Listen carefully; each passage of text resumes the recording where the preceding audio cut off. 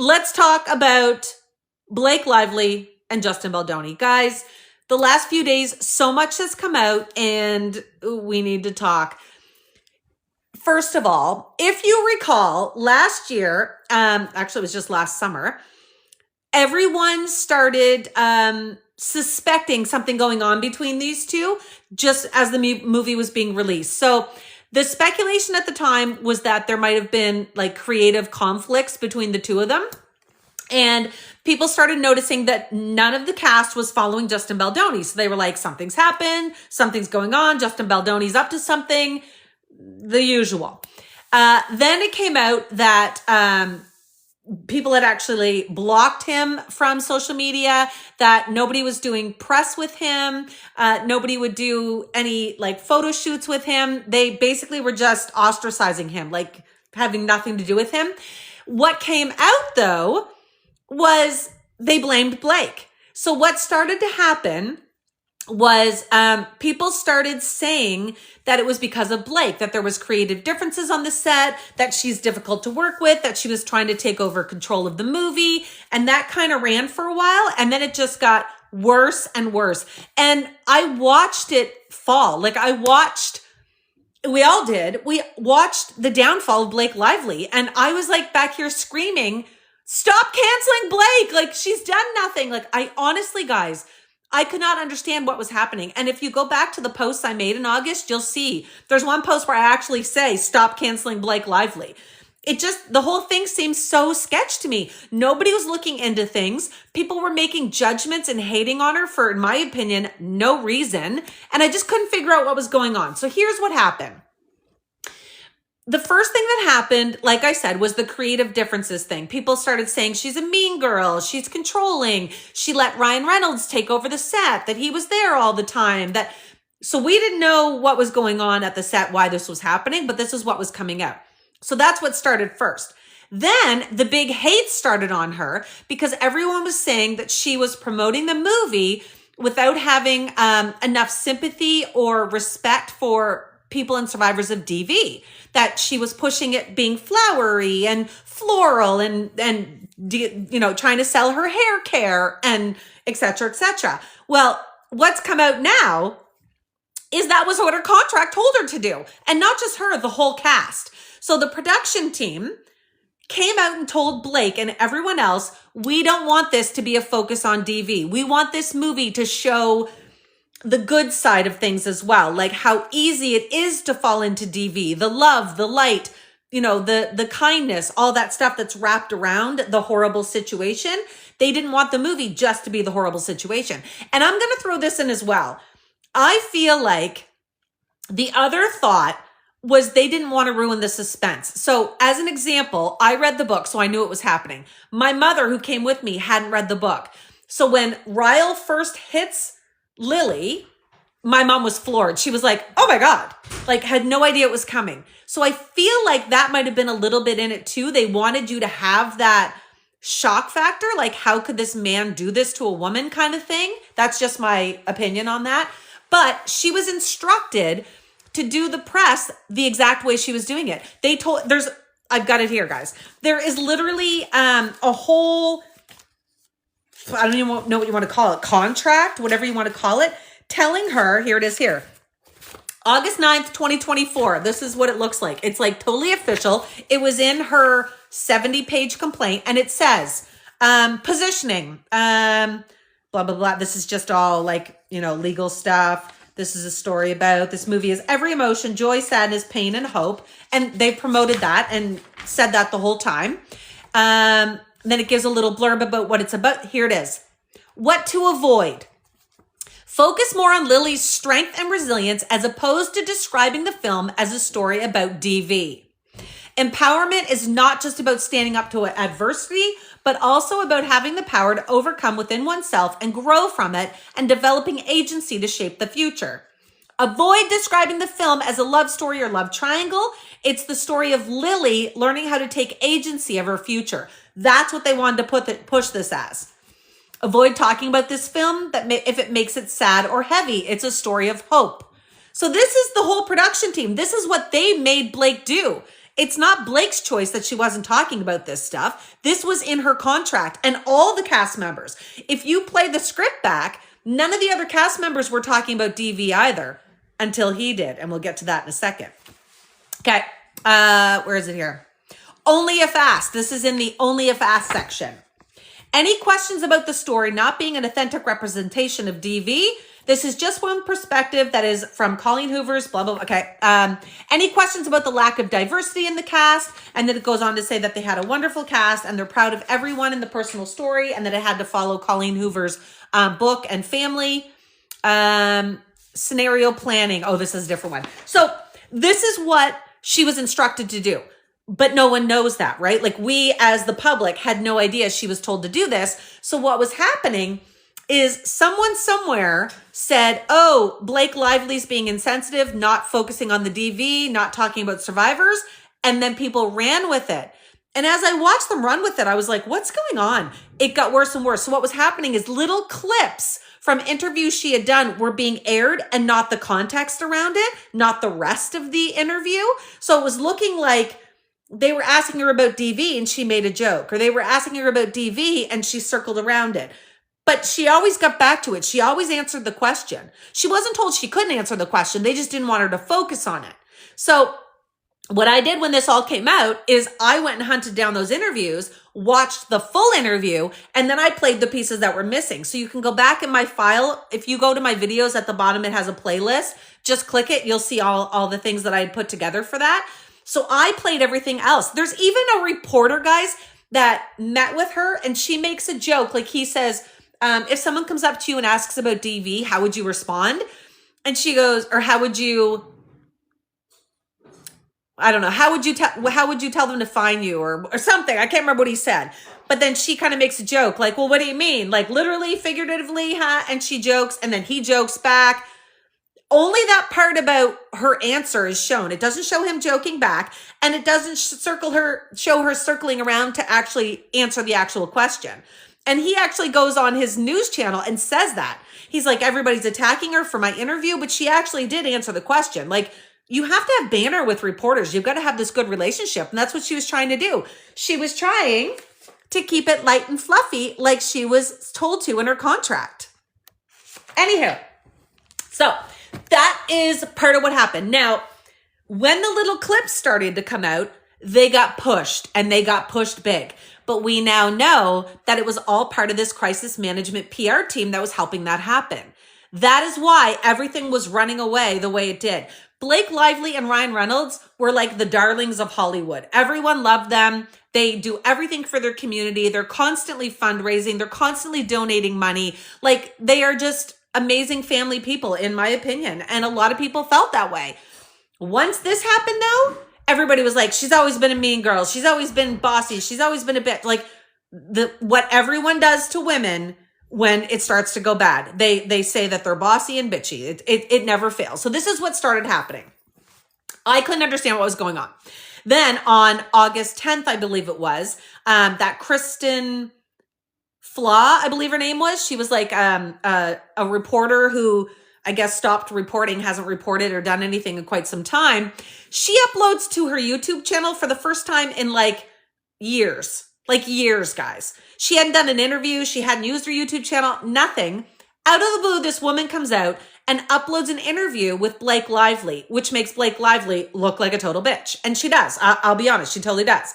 But again, no context shown, no context talked about. The reporter uploads it with like, Blake Lively, the reason I almost quit, or something like this. Plays the clip, says that she wanted to quit because of this mean girl, doesn't say anything. Anyway, I, of course, do what I do best, and I looked into it. So the interview is from 2016, okay? If you look into what was happening in our world in 2016, it was when the big push with actresses was happening called Ask Us More, I believe is what it was called. Hashtag Ask Us More. It's when women in Hollywood, actresses, didn't want to be asked about their pregnancy or their kids or what they were wearing or who they were dressing as or their makeup. And the men all be asked context questions about the movie. That's what they were getting mad about. Like they were saying men didn't have someone coming up and being like, hey, who are you wearing tonight? Instead, men were like, what did you think about the scene in yada, yada, yada? And that's what they were getting. So women were getting mad. Huge movement at that time, if you guys remember. Nicole Kidman, like everybody who was anybody in Hollywood was doing this. So if you Googled clips like the one Blake Lively did, you'll find a ton. People getting up and leaving interviews. One of them I remember on the red carpet, I think it was Nicole Kidman, goes up to Ryan Seacrest. Very first thing out of his mouth is, who are you wearing tonight? And yes, it was all about women, and it still is, promoting their designers and men as well. But they were trying to get away from that and have the first question be about the movie instead of what are you wearing? So she gets asked by Ryan Seacrest, like, who are you wearing? And she like looks at him and walks away. Like they could all look like bitches, right? So anyway, it's all about context. So that was the context at the time. So when she sits down, and Blake was one of the biggest advocates. There's quite a few clips of her talking about this and speaking about this and being in events, like pushing this. So she sits down. The very first thing the interviewer says to her is a question about her belly. And she doesn't say like, how's the pregnancy going or whatever. She's like, how's the belly or something. I can't remember. And Blake responds like, well, how's your belly? Or something along those lines. Then the next question is, how did you feel wearing the clothing from that timepiece? And Blake again's like, holy, just went from pregnancy to clothing question, the two things that we're supposed to get away from. So she looks at her who is it? Guys, I can't think who was in the, Polly's in my head, and that's not what her name is. I can't remember. You guys know. Anyway, she turns to her co-star, and she's like, I wonder if she would have asked the men these same questions. Parker Posey, thank you guys. I wonder if she'd asked the men these same questions. Yeah. So yes, she did look like a total bitch. Could she have handled it better? Probably. But at the time in 2016, that was what was happening. And this reporter knew that. Like she knew, probably as soon as it came out of her mouth, she was probably like, oh crap. Because that was the big push at the time. That's what these actresses were trying to do. Context, people, context. So anywho, that interview comes out, and that interview tainted everything. So now when you see comments from in August, people were saying things like, she's such a bitch during interviews. She interviews awful. She's so rude. She's so that. Really, that was the only really bad interview that Blake had done that anyone saw. The rest were her like making light of things, and people didn't like that, understandably. They weren't reading the room right, this production company, when Wayfair and Sony probably, when they were marketing this, they didn't read the room right, and they weren't talking and respecting the DV situation as much as they probably should have. And, they had the reasons for that. But anywho, that's what that was all about.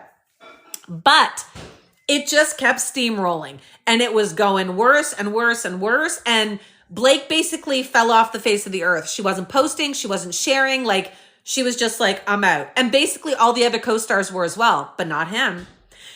What we know now is as soon as Blake was catching all the backlash about not talking about DV and not pushing DV, all of a sudden he switched it up. Now, he had this same contract. They all did. All the cast members got this contract where it said, don't focus on DV. Focus on the hope of this movie, the light in this movie, the goodness in this movie. He got it as well, but his PR team was like, scratch it, talk about DV survivors. So he did, and all of a sudden everybody's like, Justin's so amazing. Justin's talking about DV. Justin's talking, like, look how great he is and how insensitive and tone deaf Blake is. So it totally it ruined it for her. Like, she just got eaten alive. And now we know why. So we'll get to that in a sec. So what happened? So Blake falls off the face of the earth. She stops posting. She stops doing anything. What we now know is she was experiencing extreme anxiety. She was scared to leave her house. She was getting horrible messages and death threats, as you can imagine, on every platform and everything, like just being totally harassed. She couldn't leave her house without the paparazzi in her face asking her questions about this. She was being looked at as the bad person. Now, I want to share, she never once came out and said or insinuated or hinted about anything that had happened on the movie set. Nothing. She didn't talk about the harassment. She didn't talk about feeling uncomfortable. Nothing. He had jumped ahead of it with his PR team because he was scared she was going to, and here's why. We found out in our 72-page document, in May, he discovered that Ryan Reynolds had blocked him on Instagram. So he immediately panics. He contacts his publicist. who is Jennifer Abel. Jennifer Abel's working for this company with Stephanie, I can't remember her name. Anyway, Stephanie owns this company. She's representing Justin Baldoni. She says, let's get in Melissa Nathan. Melissa Nathan is the PR crisis management person who represented Johnny Depp when Johnny Depp was going after, or Amber Heard was going after Johnny. So it's the same PR person who literally destroyed Amber Heard. Amber Heard destroyed herself, I know, in court as well. But even before we got to court, she was being destroyed. She played a hand in that. She is extremely good at her job, extremely skilled, and they went and hired her. So before Blake even had a chance to hint at anything going wrong, they got ahead of it because people had already been talking about a conflict with the cast not following him, them not doing PR with him. Like everybody knew something was wrong. There's a reason the whole cast did that and not just Blake. They weren't just supporting Blake. They were doing it because in the 70-page document, he was doing the same stuff to other coworkers as well. It wasn't just Blake. Blake is just the one who stood up for this. So that's when things started to get bad. So in May, he realizes, oh crap, this is going to get bad. So he writes his publicist and he says, we need a plan in case Blake Lively does the same and blocks me on Instagram or whatever. So his PR team, this Melissa Nathan and Jennifer Abel, send him this, let me see what it's called, scenario planning. And it says at the top, confidential. Well, it's not anymore. So they put this plan together, and what it is it says things like, if Blake does this, we're going to say this. If Blake does this, we're going to do that. So it's like preventative for whatever comes out, how they're going to handle it. This is totally normal in Hollywood. Everyone does this. Like, you have to be prepared for whatever bad media hits you. What's not normal is the way that they attack and do the whole smear campaign and defame someone afterwards. Like, that's not normal. The part that's normal is getting ahead of things and defending yourself and, focusing the attention somewhere else, but that's not really went down. So here's what this says. Objective. Protect the reputation of Justin Baldoni, Jamie Heath. So Jamie Heath works for the Wayfarer production company with which Justin Baldoni owns. He owns it with Jamie Heath. And Jamie Heath was the lead producer on the film. And Wayfarer Studios in the lead up, during, and following the premiere of It Ends With Us. Underscore the achievement and efforts of the Wayfarer team in bringing this movie to life, and emphasize Justin and the studio's commitment to their team and making the broader industry a more inclusive space. So their goal, protect Justin, Jamie, and Wayfarer at all costs, okay? Then the overview. It just gives like an idea of what this is. It says, though there are several potential scenarios at play here, which we should be prepared for, should BL, which is Blake Lively, and her team make her grievances public. So it lists right in this, that's what they're worried about. They're worried about her coming out with her harassment and uncomfortable situations that she dealt with on set coming out. So it says, via a blatant story about it or a subtle leak. So they're worried about subtle leaks as well. Given she was made to compromise with the premiere, we feel she will move forward with doing so. So she didn't do this. They were speculating and assuming she was going to. So they wanted to be prepared. So then it keeps going and it says, our recommendation is to get ahead of this narrative, owning any misconceptions and addressing them head on. Ultimately, we need to be ready to take the air out of any story that does arise, as well as commentary and or background narrative that Blake and her team put together without being the louder antagonizer. So basically what that just said is we need to get on top of it, take the air out of anything she says, but we don't want to look like the aggressors. We don't want to look like the ones that are doing it. Like shady guys, but it's normal. Okay, keep going. So then it just goes on to say that they're going to monitor, flag, and watch all social media. And as soon as something comes up, they're going to jump on it. So then it says crisis mitigation and rapid response. And it lists out what they're going to do for that. Preparation materials. They're talking about all the things they're going to come up with stories and things like that about Blake. Key messaging points. So then it talks about all the things they want to talk about, how great Justin is, how great Jamie is, things that they can do, what they're going to say. And then it says, if then plans of actions. This is where Taylor Swift gets mentioned as well, guys. It says scenario 1. Blake and team push out negative story about Justin and Wayfarer before the premiere. So this is if she comes out with her allegations. Depending upon the scope of her push, we recommend planting a seed earlier on to position your truth and narrative around the ordeal in a subtle way to avoid having to backtrack. That says it all right there. That is them saying, we're not going to wait for her to come out. We're going to start planting seeds now. So they started leaking little things about her being difficult on set, her having creative issues with him, her getting Ryan Reynolds to create a scene. All these little things all get planted. Okay, next one. An idea for this. And working alongside Jen, which is his publicist, is giving a friendly reporter, guys, AKA someone who's in their pocket. A friendly reporter means someone who is in their pocket and they pay to basically do this stuff. Who is covering the film, a simple line hinting that while you and Blake didn't always agree at times, had our differences, you have respect for her. And guys, I actually posted a whole thing about that. He came out and was like, I love Blake Lively. I respect her so much, yada, yada, yada. And I shared that. I regret it now because it was just planted. But anyway, this way, if Blake Lively's stories are softer, we don't look so aggressive. So if Blake comes out and says, this is what happens to me, I'm so sad, this is what he did, they can come out and look softer and be like, but we love her. Look what we've said. Look at the respect we had. Guys, I'm fired up. Just reading this is infuriating, guys, I swear. If it's a hit piece, so if they attack Justin or anybody else, then we've teed up reporters. They've already lined up reporters properly that there were issues with her. We would also ensure the story is broader about the film, inspiration, etc., so that the line in one part of a larger piece.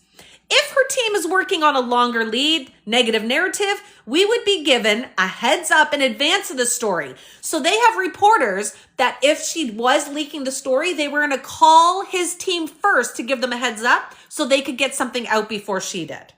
Like, they were ready on every aspect of this. Where else? They were going to correct inaccuracies, yada, yada, yada. We would then brief people with a more robust version of the facts, aka lying. Executing a background approach using third-party advocates and off-record conversations with trusted friendies. You can imagine what friendies and friendlies are. To depict the truth of the situation. Targets would include popular industry newsletters and social media. And then it gives some examples. Here they are.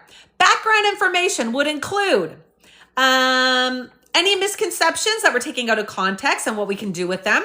Background briefing would highlight JB, JH, and Wayfarer's side of the story with the truth, yada, yada, yada. So pushing his story instead. Would include the fact that production members lost their jobs due to her involvement and takeover. Hello? Then it keeps going to say, would include the numerous articles, interviews, and quotes of past colleagues who openly love working with Justin and pointing to Blake Lively's less favorable reputation of her 20-year career. So they admit that they were going to find old interviews of her that made her look bad and start pushing them out. Background briefing would also include pointing people to positive commentary, quotes, and interviews for Justin, etc., praising his work, which totally happened. All of that was going around. Totally happened. Scenario 2.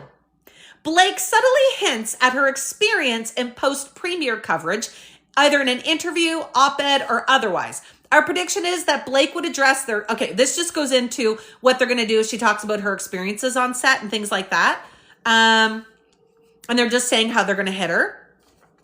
Scenario 3, Ryan comes forward in defense of his wife. They were worried Ryan Reynolds was going to come forward and defend his wife because everyone loves Ryan. How can you not, right? Should Ryan come forward in defense of his wife, we would advise against any direct engagement or statement. This is because the world loves Ryan Reynolds. You know how bad they would look if they... Anyway. Inquiring reporters and those in need of updating would be given a pre-approved line of background attributed to source, implying his lack of connection or involvement with the making of the film.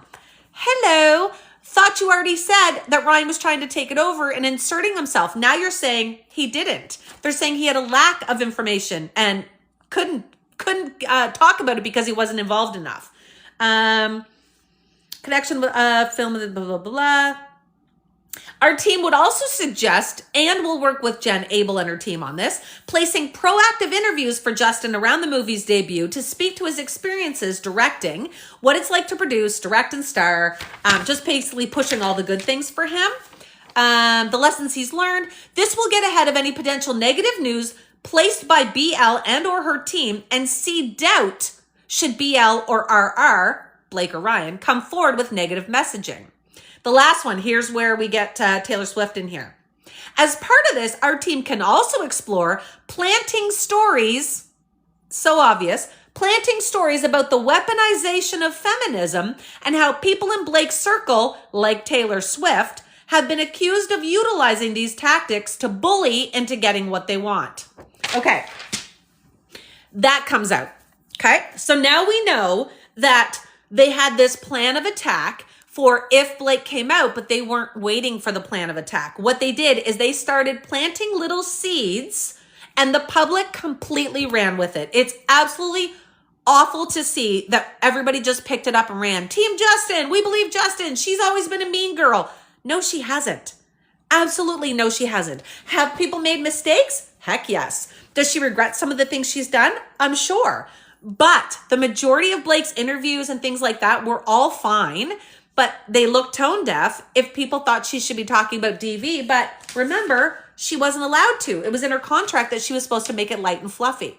Okay, so that's the first kind of thing that was going down. So what we know now is Blake sat back. She started immediately with her legal team. And what they did is they hired a management company, like a promotion company, to look into the whole situation of social media. So what this company did is they did this forensic evaluation where they studied all of the news articles, all the social media posts, like everything on Blake and the situation. And what they came out with is that Blake was a direct hit, a direct target of a smear campaign. And how they proved that was when they pulled up Blake's information, they said 35% or more of the information you could find on the internet about Blake Lively connected her to this. And they said that absolutely should not have been the case because she's been in this industry for 22 years. And to have a third of her stuff talking about him showed that it was a direct hit, that it was seeds planted and spread and bots and whatever else you can imagine. Because in order for that high of a percentage to be focused on this movie and the two of them, it had to have been like paid for and planted, if you get my drift. So she got that assessment done, which proved that she was she had a hit on her. So what they did is the legal team then started subpoenaing people for info. They subpoenaed all the companies involved for any information they could get. And the main information that they did get was from, I can't remember Stephanie's name, guys, and I didn't write it down. But anyway, her name's Stephanie. She owned a PR company where Jennifer Abel worked. It was the PR company that Justin Baldoni was with at first. So she subpoenaed that company. And it turns out that Jennifer Abel was actually fired, apparently, from that company. Stephanie fired her when she found out and discovered the plan with the smear campaign against Blake Lively. So Stephanie has now come out. Guys, Stephanie just filed a lawsuit. It came out today. She's suing him as well. So she is suing Justin Baldoni, Jamie Heath, who's the lead producer and also a partner in Wayfarer, and Wayfarer. She's also suing Jennifer Abel, her former employee and his publicist, and she's suing Melissa Nathan, the crisis management PR person that worked for Johnny Depp and Justin Baldoni. She has now come out and said, when she fired Jennifer Abel, it was because she had found confidential documents which laid out the plan of attack for this smear campaign for Blake Lively, and Stephanie was not standing behind that. She said Jennifer Abel is the one that hired Melissa Nathan and her company to smear Blake. So she fired Jen, and when she fired her, She said that then she did a full sweep of all Jen's devices, like her phone, laptop, all the work devices that Jen had been given, because you don't get to take those with you.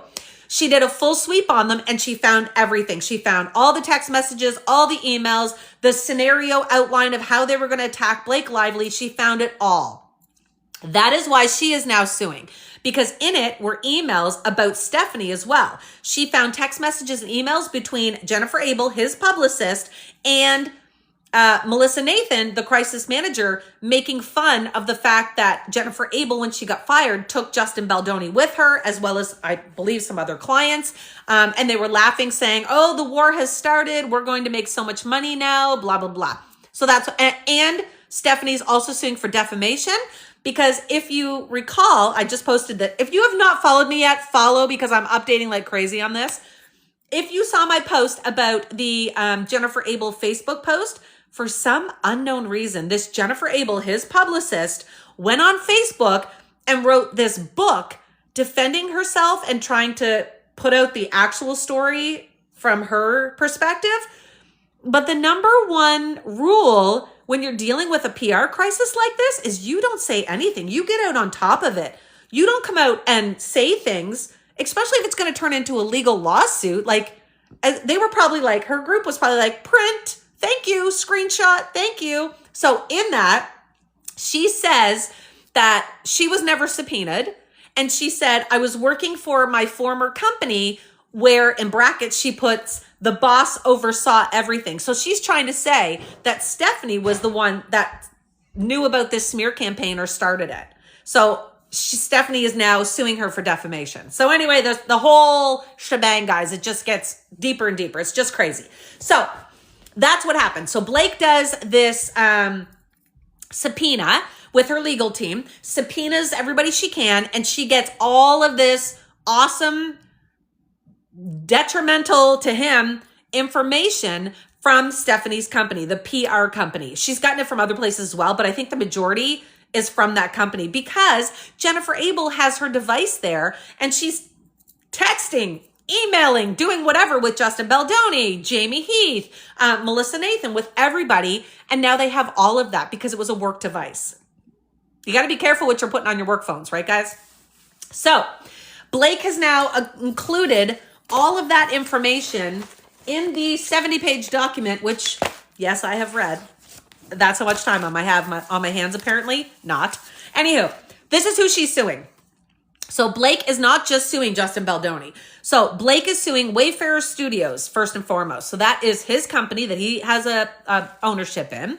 And they are the ones that, they're the production company for this movie.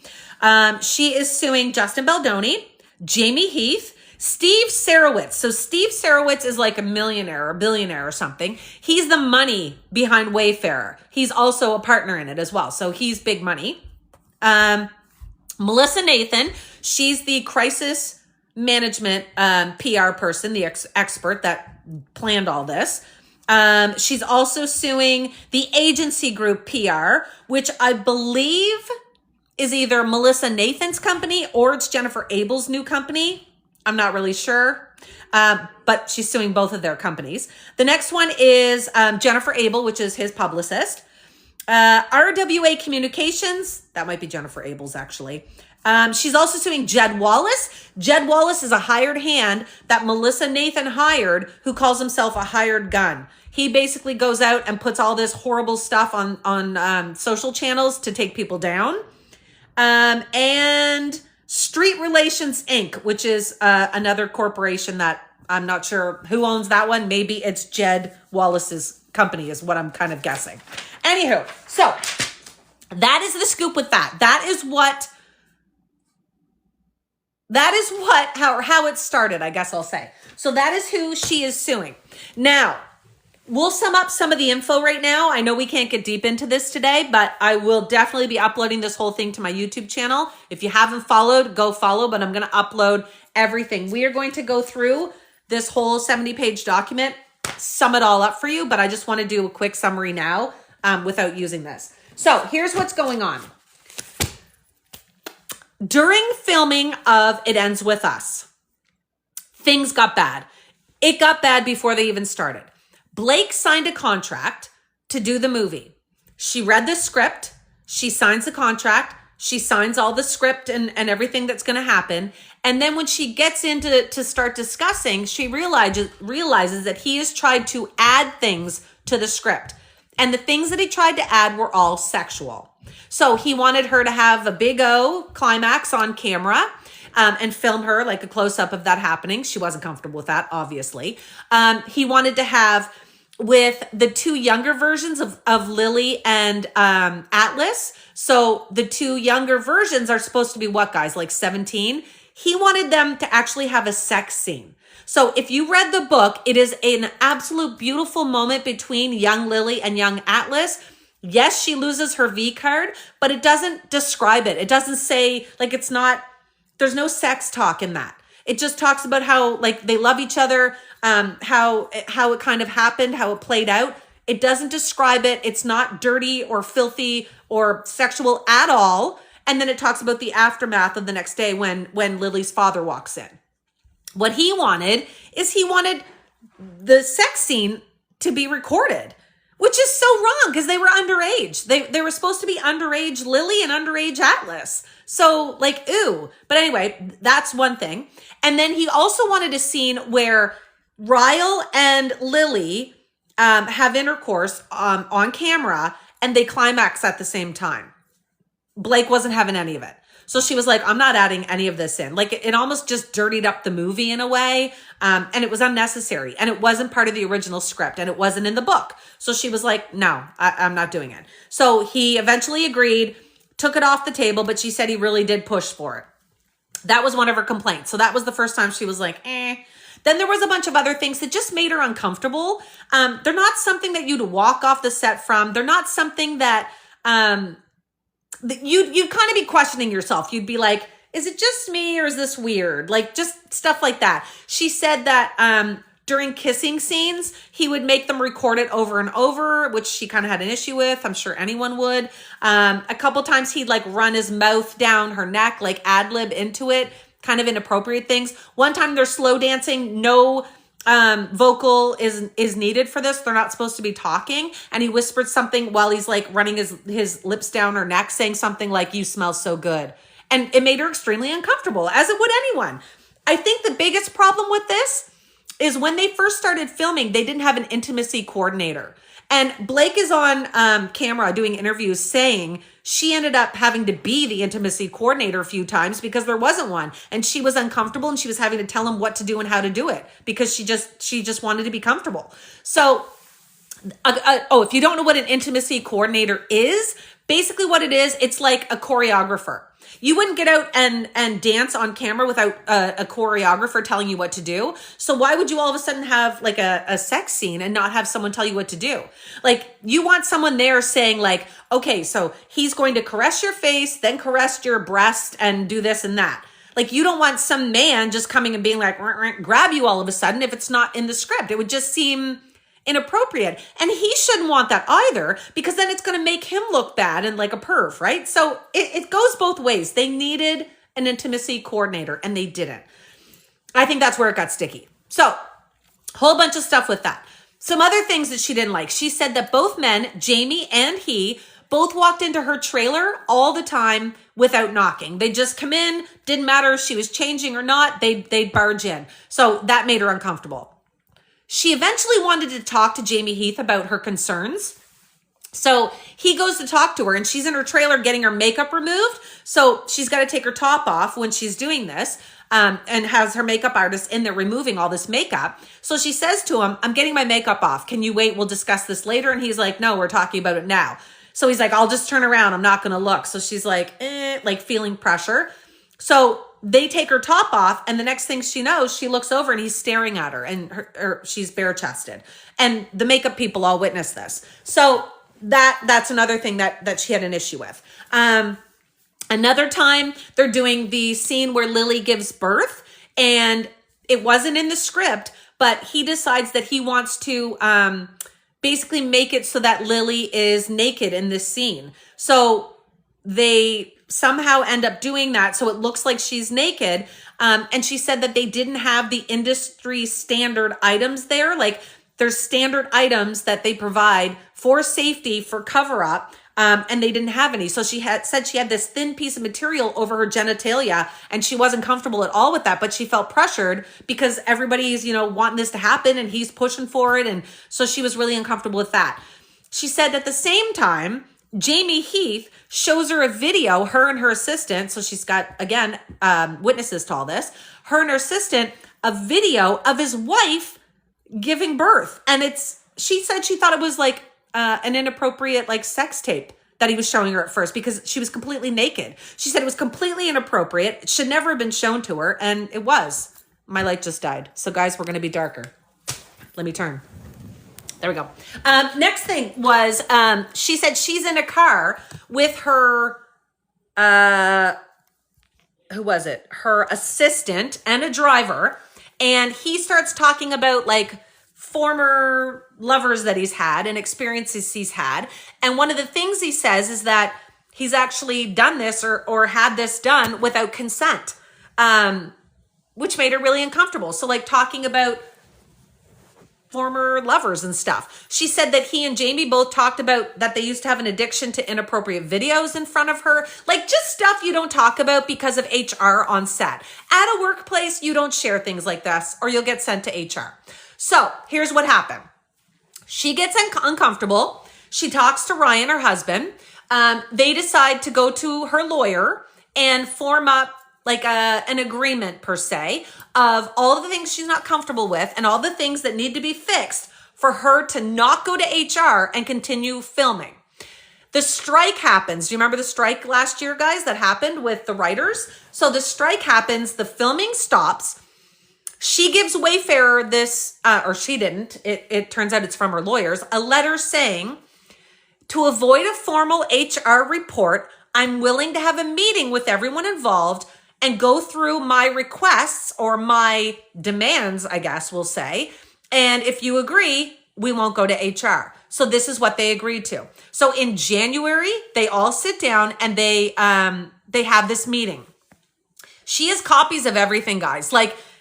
This is all proof and evidence and witnessed by tons of people. It even lists on this letter, in the meeting notes, who was in attendance at this meeting, and they were all there.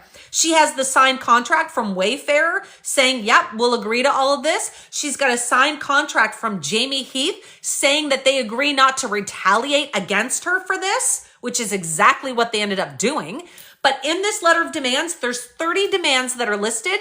17 of them have to do with him and Jamie Heath and their behavior on set. So some of the things don't have to do with the two men. Some of the things are we need to have an intimacy coordinator on set at all times during intimacy moments. She wanted to have a rep on site for her to make her feel safe. She ended up having, as you guys know, Ryan Reynolds. So a lot of the comments I see on my posts are well, Ryan Reynolds was there. Why didn't he stop it? That's why he was there. He started going to the set because of her concerns and how uncomfortable she was as her rock. That's what Ryan is to her. So he would go to the set, and this is how he ended up helping with one of the scenes. He didn't plan the whole scene out. He helped them because he's so experienced, right? With all the movies he's been in. So the roof scene or whatever it was, he was there watching anyway. So he's why don't you guys try this? Why don't you do that? And they liked it and they did it. So that's where that came in. What ended up happening after that, she says that the boys started behaving better. So she said things in the spring started to get better. Filming was going along. Everything was fine. But there were still uncomfortable things that had happened. And it wasn't just to Blake, it was to the other cast members as well. One example was the hugging. Apparently, he and Jamie are very hands-on, touchy, huggy people. And the cast wasn't liking it. They were getting the ick. And apparently, if they, backed away from the hug or didn't want it, then these guys would start sooking and it would delay filming and they'd be upset and mad and feeling whatever. So that was also in the list of 30 demands was no more hugging Blake or any cast members without their consent, etc. So the cast, Blake, all of them were experiencing this. They're all witnesses. They're all, in my opinion, probably going to be, if this does go to court, witnesses in this. They're all throwing their support now behind Blake. But anyway, let's keep going. So now what happened is the filming continues And Blake isn't liking some of the things that Justin has planned. So there's a little bit of conflict going on. Remember, Justin's company, Wayfair, is the one that's producing this, but Sony is the one that has the rights to it that's going to be distributing it. So Sony is there. They have reps there all the time. So Blake and Justin are talking about their kind of creative differences. And what they come up with is we'll each kind of film our own version of it, and then we'll see which one's better. So that's what they did. So they filmed 2 versions, and then Justin's company, Wayfair, picked Blake's version. So it doesn't sound like they were fighting over it. They just had differences of opinion. So they both filmed their own version, and then Wayfair picked which one they wanted more. And it was Blake's, including adding Taylor Swift's song into the movie. The scene where Taylor Swift's song is played, that was Blake's idea. So because of that, Blake got a title of producer in the movie. That's why. Okay, because they both filmed certain aspects and then Blake's got picked.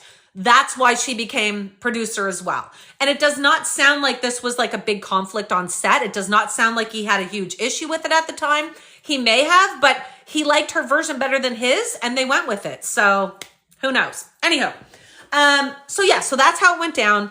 Filming stops, like I said, in May is when Ryan Reynolds blocked Justin Baldoni on Instagram.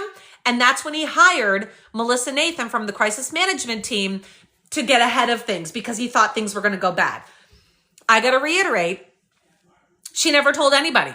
She didn't, in any interview, nothing that I've seen, did she insinuate, hint, or do anything that made you think he was inappropriate on set. Now, there were little whisperings that got out. There was one, if you remember, talking about her trainer, that he ended up calling her trainer and asking how much she weighed. This was 4 months, guys, after she had her baby. Now, he tried to excuse it away, saying that he has back issues, so he just wanted to be prepared when he had to lift her.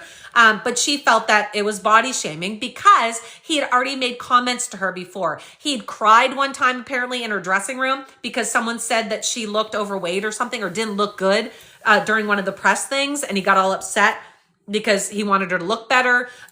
He would comment about her clothing. She was wearing like a bodysuit at one point, but she had like a blazer over it. He made her take the blazer off and then told her like, that looks sexier. And she was really uncomfortable with it. Like there was just a lot about her appearance, how she looked and her weight. So she didn't bring any of that up. She didn't talk about what had happened. She didn't talk about the big meeting that was held to talk about the harassment claims. Nothing. Like it was crickets from her side. Whether or not she was going to come out with that, who knows? But she didn't. So what happened is his team starts planting all these little seeds, apparently, for this big, massive PR hit they took on Blake's reputation. And man, did it ever work. Everybody ran with it. Everybody was, Blake's a bitch. Blake's hard to work with. Blake's, tone deaf. It just ran. So they're all in text messages, like patting themselves on the back and giving themselves a round of applause. All these text messages are them saying things like, it's working better than we could have ever imagined. I've got the Daily Mail on standby. And then all of a sudden a Daily Mail article comes out and it's titled Blake Lively's being canceled. Like they had everybody up their sleeve, guys. They were able to do so much with this. It's an absolute sin. And I bet you it happens all the time, unfortunately. But I doubt it does to this level. Like it turned Blake Lively from one of Hollywood's sweethearts into this like horrible, bitchy whatever. Like now it's all coming out though. Now it's all coming out that that's not the case and that there was a reason for everything that's taken place. So now what's happened is Blake has filed a complaint to the California board. Apparently she has to file this human rights complaint first before doing a lawsuit. So if the complaint gets settled, which I don't know how it ever could, if it gets settled, then they deal with it and it goes away and whatever she wants Blake or Justin to do happens. But if it doesn't get settled, then it moves on to a lawsuit and she will sue him, Wayfair, Jamie Heath, everybody that she's listed in her documents. So my guess is the people that are really crapping themselves right now, I mean, obviously him because his reputation is now shit. But also kind of the lower levels on this that had a bigger hand in this, like Jed Wallace, the hired gun. He's probably having a fit because his company's being sued. Melissa Nathan, the crisis management team, her company's being sued. And also Jennifer Abel, his publicist, who just went out and formed her own company, that she's being sued as well as her company. So they're probably freaking out. So I'm guessing we're going to see a lot more in the next few days about what's going on here. Make sure you hit follow. I will definitely be uploading. If you just joined, I don't have time to do a recap because it's Christmas Eve and I'm heading out with my family, but I just wanted to get on and kind of do a quick recap for you guys. But I will upload this to my YouTube channel. Make sure you go follow. My YouTube channel is just my name on here, The Recap with Julie. Or you can click my name and underneath my profile picture, there's a link. Just click it and all my socials are on there. But I will definitely be uploading every time something comes up, guys. We've had so many people coming to her defense now, including Amy Schumer. Gwyneth Paltrow posted and said, hi, Ash. Gwyneth Paltrow posted and said, posted a picture of Blake's hair care company and said, just added this for my Christmas stocking or something like that, like just a subtle hint of support. Ryan Reynolds uploaded his first post today since all this broke, and it was him basically still trying to raise money for the Toronto Hospital for Sick Kids. Blake and him have a big campaign going on for that in the month of December every year.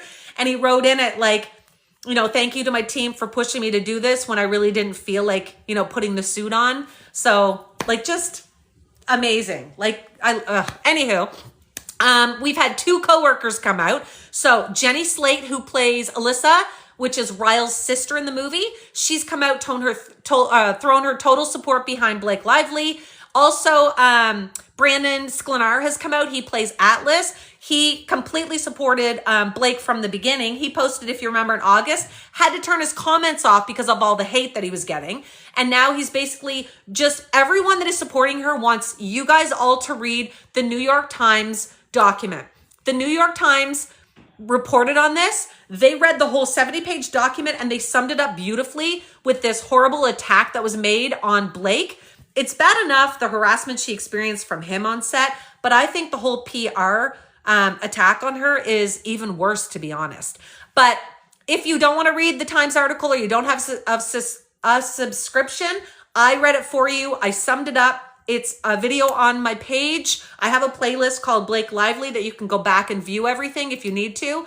It's all in there. But as I said, I will definitely be updating Christmas Eve tonight. I'm going to be busy with my family, but I will try, if anything comes up, to get on and post just a quick video letting you guys know what's going on. Have the best Christmas, you guys. I have to run because it is time for Yummy Eats at my dad's house. I love you guys. Sorry I didn't get to the comments today, but make sure you subscribe and hit follow, and I will talk to you guys later. Have the best night, everybody.